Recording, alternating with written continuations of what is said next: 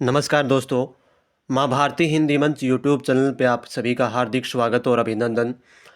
दोस्तों, एचटेट और रीट की तैयारी को बेहतर बनाने के लिए हमने ये पीवाईक्यू सीरीज़ चला रखी है और इस पीवाईक्यू सीरीज़ को आज आगे बढ़ाते हुए आज हमारे पास एचटेट 2021 का पेपर है। ये लेवल 2 का यानी कि टीजीटी का, पीजीटी यानी कि लेवल 3 का कल हम हल कर चुके थे और आज ये लेवल 2 का जो पेपर है इसमें हिंदी का जो कॉमन पार्ट आता है 15 नंबर का, उसकी पुनरावृत्ति करेंगे, उसका विश्लेषण करेंगे और बिल्कुल एक एक शब्द की चीर फाड़ की जाएगी।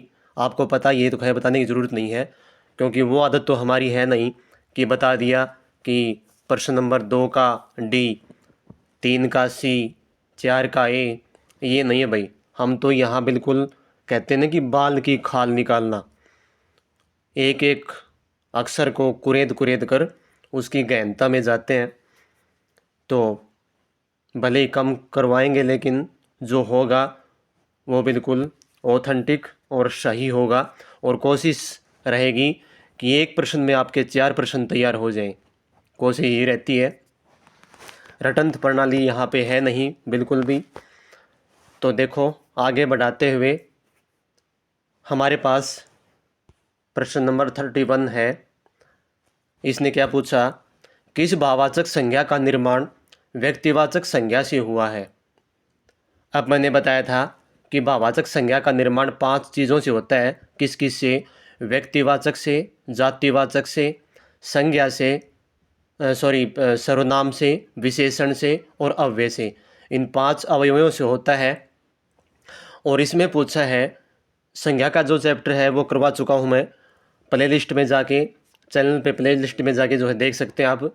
गजब तरीके से संज्ञा करवा रखी है और उसके फिर एमसीक्यूज भी करवा रखे हैं। तो देखिए, हाँ, इसने पूछा कि किस भाववाचक संज्ञा का निर्माण व्यक्तिवाचक संज्ञा से हुआ है। व्यक्तिवाचक संज्ञा से पूछा है। देखो, बचपन, बचपन ये बनी भाववाचक संज्ञा है, लेकिन किससे बनी? बच्चा से बनी। बच्चा क्या है? जातिवाचक संज्ञा बिल्कुल नहीं है, क्योंकि हमें देखना है व्यक्तिवाचक से। कैशोर्य, कैशोर्य किससे बना? ये बना किशोर से। किशोर, किशोरावस्था जो होती है, जो साइकोलॉजी में पढ़ते हैं हम, किशोर से। और किशोर क्या है? जातिवाचक संज्ञा है। कैशोर्य बन गया, ये प्रत्यय लगा किशोर से, ठीक है, कैशोर्य बन गया। ऐश्वर्य बना ईश्वर से, ईश्वर से बना ऐश्वर्य, यह प्रत्यय लग के। और ईश्वर क्या है? ईश्वर जातिवाचक नहीं है, ईश्वर हमारा है व्यक्तिवाचक। देखते हैं आगे क्या है। मातृत्व, मातृ, मातृ क्या है? ये भी क्या है? जातिवाचक संज्ञा में आएगी। मैंने संज्ञा का जो चैप्टर करवाया था, क्लास करवाई थी संज्ञा की, तो उसमें बताया था कि जितने भी रिश्ते नाते हैं वो सभी जातिवाचक संज्ञा में आ जाएंगे। तो यहाँ हमारा ऑप्शन क्या हो जाएगा? ऐश्वर्य। ईश्वर से लगा यह प्रत्यय और बन गया ऐश्वर्य, ठीक है। तो हमारा ऑप्शन नंबर 3 सही हो जाएगा। 4 प्रश्न आपके तैयार हो चुके हैं इसमें, एक प्रश्न में। आगे देखो, किस विकल्प में संकेतार्थक वाक्य है। अब ये अर्थ के आधार पर वाक्य के भेद बहुत पूछते हैं। तो देखो, संकेतार्थक वाक्य, अर्थ के आधार पर जो है वाक्य के 8 भेद होते हैं, मैंने बताया था, शायद कल वाली कक्षा में था, कौन सी में था पता नहीं, इसका जिक्र आया है 2-3 बार। तो पहला प्रश्न क्या है? पहला ऑप्शन कि प्रियतम मेरा मित्र है। प्रियतम मेरा मित्र है, तो ये तो वैसे ही दे दिया इसने। यदि तुम आओ तो मैं चलूं। संकेतार्थक, संकेतार्थक में क्या होता है कि एक क्रिया दूसरी पर आधारित होती है। तो यदि तुम आओ तो मैं चलूं, यही इसका ऑप्शन हो जाएगा। तुम आओ तो मैं चलूं, एक पर दूसरे का आधारित होना। हो सकता है कल मौसम ठीक हो जाए, ये संदेहवाचक हो जाएगा। राजेश अपना कमरा साफ, राजेश अपना कमरा साफ करो, ये आज्ञावाचक हो जाएगा या विधिवाचक, ठीक है, आज्ञावाचक हो जाएगा ये। तो इसका ऑप्शन क्या हो जाएगा? Answer option number 2। आगे देखो, प्रत्यय की दृष्टि से किस शब्द की रचना अनुचित है? प्रत्यय यानी कि ये उसने पूछा है सीधी भाषा में, क्या पूछा कि किस में सही प्रत्यय नहीं लगा? मुरेला, मुरेला में क्या है? मुरेला में मुर प्लस एला सही है। कंटीला, कांटा प्लस ईला बिल्कुल सही है। विलीन में इन प्रत्यय, विलीन नहीं है भाई, यही फॉल्ट है, क्योंकि विलीन इसमें मूल शब्द है लीन, लीन मूल शब्द है और इसमें प्रत्यय है ही नहीं, इसमें वी उपसर्ग है, इसमें प्रत्यय है ही नहीं। तो हमारा ऑप्शन यही हो जाएगा, कौन सा? Option number 3। अगला देख लेते हैं क्या है। ससुराल में आल प्रत्यय, बिल्कुल ससुर प्लस आल प्रत्यय, ये तीनों सही हैं, ये गलत है और इसका ऑप्शन नंबर ये हो जाएगा, कौन सा? तीसरा। आगे देखो, समास विग्रह की दृष्टि से कौन सा विकल्प उचित है? समास पूछ लिया। हथकरघा, हाथों से चलने वाला करघा बिल्कुल सही है, उचित पूछा इसने, जो सही है वो ये सही है। और देखते हैं आगे क्या है। भुजग, भूमि में जन्म लेने वाला, ये नहीं है भाई, नहीं होता ये तो। भुजग, भू का मतलब भुजाओं से, भुज का मतलब भुजाओं से और गया मतलब जाने वाला, भुजाओं से जो गमन करने वाला है, तो ये नहीं होगा। देशभक्ति, देश के द्वारा भक्ति बिल्कुल भी नहीं, इसका हो जाएगा देश के लिए भक्ति। पशु बलि, पशु के लिए बलि नहीं, इसका हो जाएगा पशु की बलि, पशु की बलि संबंध कारक हो जाएगा ये। तो ये भी गलत है, ये भी गलत है। ऑप्शन नंबर ए इसका सही हो जाएगा, तो ये इसका सही आंसर है 34 का ऑप्शन नंबर 1। अगला देखो, अगला 35 क्या पूछ रखा है इसने 35 में। निम्नलिखित में से कौन सा शब्द अनुपसर्ग से निर्मित नहीं है? इसने पूछा, क्या पूछा कि अनुपसर्ग किसमें नहीं है? आनुपातिक, अनु प्लस पात प्लस इक प्रत्यय बिल्कुल सही है। इसमें अनु प्रत्यय है, पात जो है शब्द है मूल और इक प्रत्यय है, तो बन गया आनुपातिक, बिल्कुल है इसमें। अनु उपसर्ग, अनुदात, अनु और दात बिल्कुल नहीं, इसमें अन उपसर्ग है, अन नए हलंत हो जाएगा प्लस उदात, ये हो जाएगा इसमें, इसमें नहीं है अनु प्रत्यय। आगे देखते हैं, अनुदित, ये हो जाएगा अनु प्लस उदित, इसमें भी है। अनुरंजक, अनुरंजक बिल्कुल इसमें भी है, अनु प्रत्यय है और रंजक मूल शब्द है, इसमें अनु उपसर्ग है, सॉरी अनु इसमें क्या था? उपसर्ग अनुरंजक में, और रंजक मूल शब्द। अनुदित में क्या है? अनुदित में अनु उपसर्ग है और उदित मूल शब्द है, तो इसका ऑप्शन नंबर कौन सा हो जाएगा? अनुदात, इसमें अनुपसर्ग है न कि अनु, तो ऑप्शन नंबर इसका सही दूसरा हो जाएगा। अगला देखो भाई, निम्नलिखित में से कौन सा, निम्नलिखित में से किस विकल्प का कथन गलत है? तो देखो, री का उच्चारण स्थान मूर्धा है, बिल्कुल है। विसर्ग ध्वनि की गणना नासिक के वर्णों में होती है, बिल्कुल नहीं होती। विसर्ग ध्वनि की गणना तो कंठे वर्णों में होती है, कंठे वर्णों में। ये और वह को अर्ध स्वर भी कहा जाता है, बिल्कुल कहा जाता है। मैंने वर्ण का और चैप्टर करवाया, उसमें बता रखा है ये सारी बातें। और उच्चारण स्थान का तो इतनी जो है ना बढ़िया उसकी क्लास बना रखी है कि वहाँ से प्रश्न कहीं बाहर नहीं आएगा। जिस अभ्यर्थी ने, जिस साथी ने नहीं देखी है वो जाके देख सकता है अपने चैनल के ऊपर प्ले लिस्ट में। हाँ, अगला कौन सा है? डे और ढे उत्सिक्त वर्ण कहलाते हैं, बिल्कुल है। तो इसका ऑप्शन नंबर कौन सा हो जाएगा? कौन सा हो जाएगा इसका ऑप्शन नंबर? विसर्ग जो है ध्वनि गणना नासिक के वर्णों में की जाती है, ये गलत है। क्योंकि विसर्ग की गणना तो क्या होता है, कंठ वर्णों में होती है। आगे देखो, किस विकल्प के सभी शब्द विदेशज हैं? विदेशी शब्द जो हैं तत्सम तद्भव देशज विदेशज संकर, ये 5 प्रकार के होते हैं। तो इसमें कौन से देखो, लाजवाब, मशीन, पवन। पवन तो इसमें हिंदी का शब्द है, लेकिन लाजवाब मशीन विदेशी हो गई, इसमें एक हिंदी का आ गया। कारीगर, अतिशोक्ति और कहानी, इसमें कारीगर विदेशी है, एक ही है इसमें, सिर्फ हमें चाहिए सभी।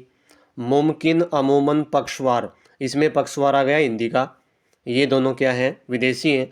किस्सा, स्कूल, हमला, ये इसमें तीनों हैं, इसमें तीनों विदेशी शब्द हैं। बाकी और सभी में क्या है, किसी में एक है हिंदी का, किसी में 2 है। आगे देखो, लाजवाब, कारीगर, ये अरबी के शब्द हैं दोनों, और मुमकिन भी अरबी का है, अमूमन फारसी का हो जाएगा।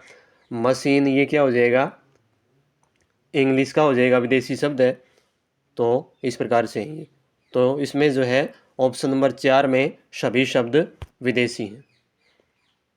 आगे देखो, पर्यायवाची शब्दों के संदर्भ में, पर्यायवाची शब्दों के संदर्भ में कौन सा विकल्प असंगत है? तो देखो, जीव के क्या होते हैं, वाचा, रसना, वाणी, बिल्कुल सही है, तीनों होते हैं इसके। वाचा मतलब बना वाच धातु से, वाच का मतलब बोलना, और वाचा बोलने वाली, तो बोलने वाली क्या होती है, जीव्या होती है हमारी। अहंकार, दंभ, दर्प, मद, बिल्कुल है तीनों। किरण, रश्मि, मयूख, प्रभा, ये भी तीनों है। रश्मि का, किरण का एक मेघ भी होता है, मेघ। कौवा, प्रियक, मधुदूत, अतिसौरभ, कौवा, ये कौवे के नहीं है भाई, ये कौवा के नहीं है, ये प्रियक तो होता है मन को अच्छा लगने वाला। मधुदूत है किसका, भांवरे का पर्यायवाची। अति सौरभ है आम का पर्यायवाची। तो ये इसका आंसर क्या हो जाएगा, 4 हो जाएगा, ये गलत है। आगे देखो, अगला प्रश्न देखो, अगला प्रश्न क्या है हमारे पास, किस वाक्य में परिमाणवाचक विशेषण का प्रयोग हुआ है? परिमाणवाचक विशेषण, विशेषण का चैप्टर भी करवाएंगे जल्द ही। तो देखो, मैं नीली कमीज नहीं पहनता, तो परिमाण, इसमें विशेषण के 4 भेद होते हैं। तो देखो, मैं नीली कमीज नहीं पहनता, नीली कमीज, और विशेषण क्या होता है ये तो सभी को ही पता है, कि जो विशेष्य की विशेषता बताए या संज्ञा सर्वनाम की विशेषता बताए।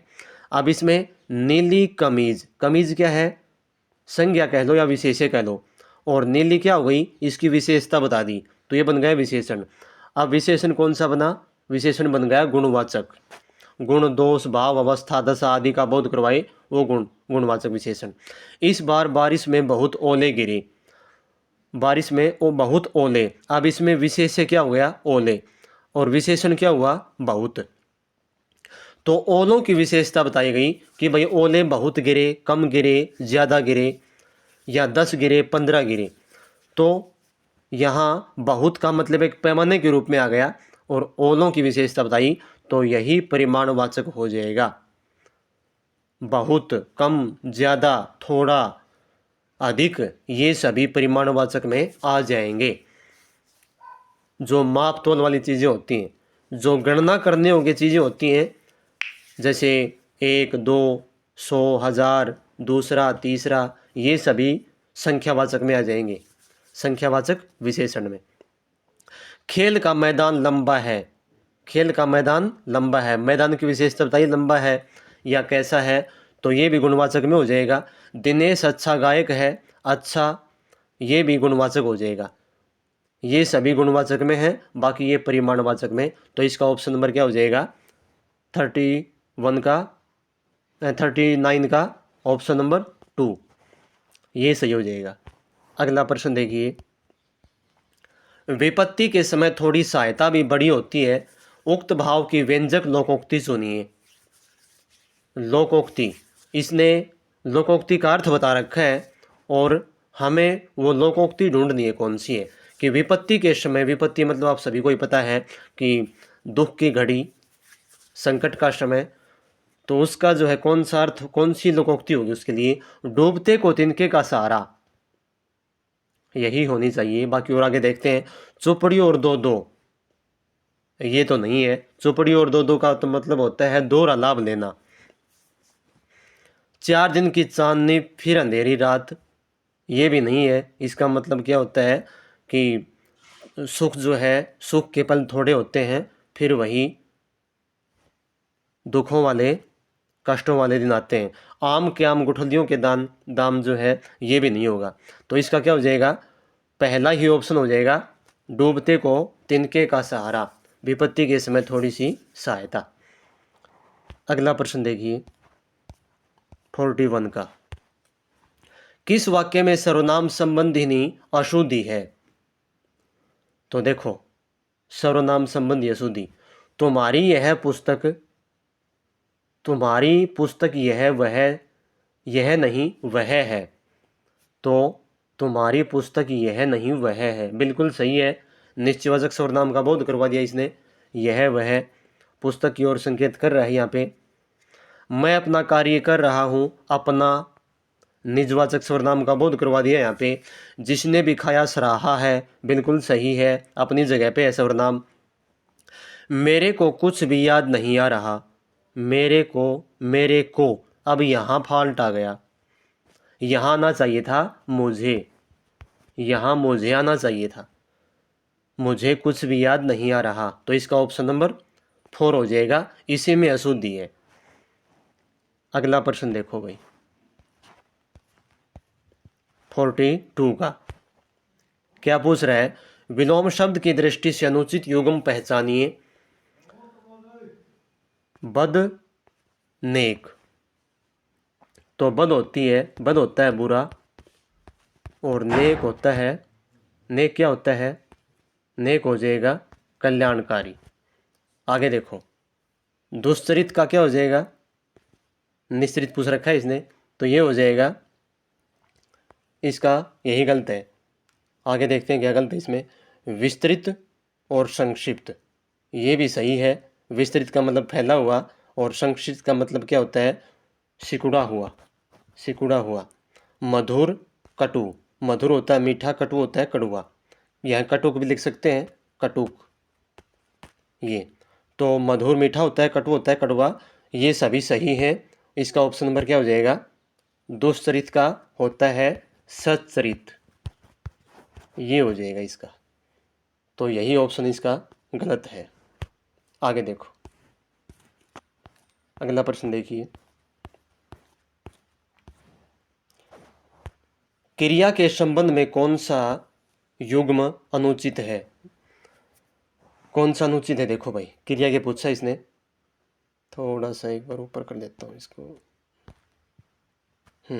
अब देखो, आगे देखो, क्रिया के संबंध में, अब देखो, भिखारी सड़क पर चिल्ला रहे थे, भिखारी सड़क पर चिल्ला रहे थे, चिल्लाना, मैंने बताया था कि चिल्लाना क्या होता है, ये आएगा एकर्मक क्रिया में, एकर्मक, बिल्कुल सही है। राधा श्याम को पत्र लिखती है, द्विकर्मक क्रिया, द्विकर्मक। एक द्विकर्मक का मतलब जहाँ जिस क्रिया के साथ दो कर्म हो, तो एक तो श्याम हो गया कर्म, और दूसरा हो गया पत्र, ये दो कर्म हो गए। बगीचे में मोर नाच रहा है, ये क्या हो जाएगा? सकर्मक क्रिया, ये नहीं है भाई, ये गलत है। बगीचे में मोर नाच रहा है, मोर कर्म नहीं है, बल्कि मोर तो करता है। ठीक है, आगे देखो, अगला कौन सा है? अगला प्रश्न हमारे पास है, वह विद्यालय से आकर खाना खाएगा। आकर खाना खाएगा पूर्वकालिक क्रिया, बिल्कुल सही है। पूर्वकालिक क्रिया क्या होती है बताया था मैंने, बहुत बार इसका जिक्र हो चुका है क्लासों में कि जहाँ कर्ता एक कार्य को समाप्त करके दूसरे में लग जाए और जहाँ जो है क्रिया के साथ कर या कर के का प्रयोग हो तो वहाँ कौन सी हो जाएगी, पूर्वकालिक क्रिया हो जाएगी। अगला प्रश्न देखो, किस विकल्प में संधि अनुचित है। संधि विच्छेद, संधि विच्छेद पूछा इसने कि किसमें संधि विच्छेद अनुचित है, गलत है। बहिरेखता, बहिरेखता, तो इसका क्या हो जाएगा, बहिरेखता का, बिल्कुल सही है। बहिरेखता, बहि प्लस एकता, विसर्ग संधि है ये, बिल्कुल सही है। आशीर्वचन, आशी प्लस वचन, बिल्कुल यही विसर्ग संधि है। रतिरंश, रति ही प्लस रंश, ये गलत है भाई, ये गलत है। इसका बनता रतिरंश, रतिरंश, इस रह के ऊपर एक रह और आता है इसमें। तपश्चर्या, तपह प्लस चर्या, ये बिल्कुल सही है, तो ये गलत है इसमें, ऑप्शन नंबर 3 का। जो साथी आज चैनल पे नए आए हैं वो सब्सक्राइब कर दें चैनल को, और जिन साथियों ने औरों ने भी सब्सक्राइब नहीं किया वो सब्सक्राइब कर दें, अपने ग्रुप में शेयर किया करो भाई। आगे देखो, निम्नलिखित में से किस मुहावरे का अर्थ संगत नहीं है। मुहावरा पूछ दिया इसने अब। संगत का मतलब उचित नहीं है। नहले पर दहला मारना, करारा जवाब देना, बिल्कुल सही है। बत्ती सी बंद करना, चुप हो जाना, बंद होना, चुप हो जाना, बिल्कुल सही है। बत्ती सी का मतलब क्या, दांतों से है ये। और सिर का पसीना पाँव तक आना, कठिन परिश्रम करना, बिल्कुल सही बात है। थाली का बैंगन होना, श्रम सुलभ होना, ये बिल्कुल गलत है। थाली का बैंगन होता है जो स्थिति के अनुसार जो है मतलब बदल जाना, या सिद्धांतहीन आदमी कह सकते हैं, मौका परस्त जिसको बोलते हैं वो, तो इसका यही गलत हो जाएगा, तो इसका ऑप्शन नंबर 4 हो जाएगा। हाँ इतने ही हैं भाई। तो दोस्तों आज की क्लास इतनी थी बस। उम्मीद करता हूँ कि यहाँ से आपको बहुत कुछ सीखने को मिल रहा होगा। मैं भी आपकी तैयारी में एक साधन का कार्य कर रहा हूँ। बस थोड़ा सा जो है ना अपने साथियों को शेयर कर दिया करो। और लाइक तो खैर, यदि क्या होता है लाइक का मतलब, लाइक की बात ऐसी होती है कि यदि आपको अच्छी लगती है कोई भी चीज़ तो अंगूठा अपने आप उठ जाएगा, क्योंकि लाइक और तालियां कहने से नहीं बजती, वो अनायास ही जो है उसके लिए हाथ उठ जाते हैं। तो धन्यवाद दोस्तों, जय हिंद जय भारत।